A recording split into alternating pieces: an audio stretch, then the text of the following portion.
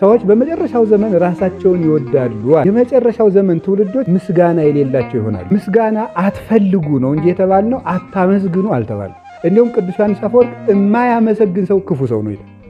ሰዎች በጣም ነው የምወድሽ ሲሏችሁ መልሱም ደግሞ ነው ያለበት የት ታውቀኛለህ ነው መባል ያለበት ማለት ነው።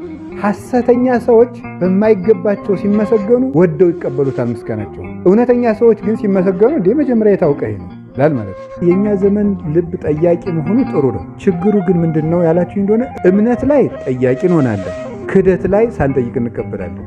ኃጢአትን ሲቀበል ሳይጠይቅ ነው የሚቀበለው። ጽድቅን ሲቀበል ግን ይጠይቃል። ሲዘፍን መጽሐፍ ቅዱስ አይቶ አይዘፍንም።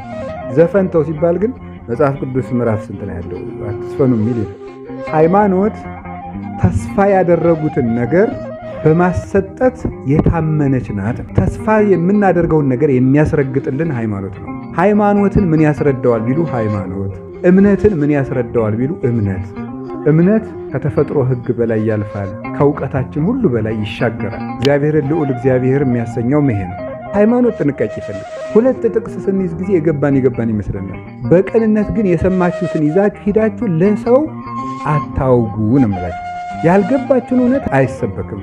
እውነት ከቤተ ክርስቲያን ነው የሚገኘው። እግዚአብሔርን ስናመልክ የምናውቀው የምናምነው አምላክ እውነት እንደሆነ ነፍሳችን የምትመሰክረው ሕሊናችን ውስጥ የሚያቃጭን ነገር አለ። ብንጠየቅ ግን አልተሰጠንም። ይሄ ጸጋችን ስላልሆነ ነው። ለእኛ አመን ማለት ለሰው ማሳመን እንችላለን ማለት አይደለም። ለራስ የገባን እውነት ለሰዎች መመስከር እንዴት ነው ብለው ከጠየቁን መተህ እይ ብሎ መመለስ ነው። ለሚያምን ሁሉ ይቻላል ብሏል ትለኛል። አዎ ይቻላል። ኃይልን በሚሰጠኝ በክርስቶስ ሁሉን እችላለሁ ብሏል። አዎ ብሏል፣ ይቻላል። የሰናፍጭ ቅንጣት ያህል እምነት ቢኖራችሁ ይህን ተራራ ተቀርብቱ ይነቀላል የሚሳናችሁ የለም ብሏል። አዎ ብሏል። ለሚያምን በእምነት ሁሉ ይቻላል እንጂ ቅድስና ብቃት ግን ራስን መካድን ይጠይቃል። ክርስቶስን ያወቀ ሰው ራሱንና ዓለምን ከነጓዟ ይንቃታል። የናዝሬቱን ኢየሱስ ክርስቶስን ያገኙት ሰዎች በዓለም ፍቅር የተያዙ አይደሉም። ዛሬ ኢየሱስ ክርስቶስን አግኝተነዋል የሚሉ ሰዎች የራሳቸውን ክብርና የራሳቸውን ፍቅር የሚያሳድዱ ናቸው። የምኞታቸው ባሪያዎች፣ የራሳቸውን ድል የሚያከማቹ ናቸው። ክርስቶስን የሚወድ ሰው ግን ከራስ ወዳድነት የሚወጣ ነው። ለራሱ መኖር የሚያቆም ሰው ነው። ሁሉን እንደ ጉድፍ ቆጠርኩት። ለምን?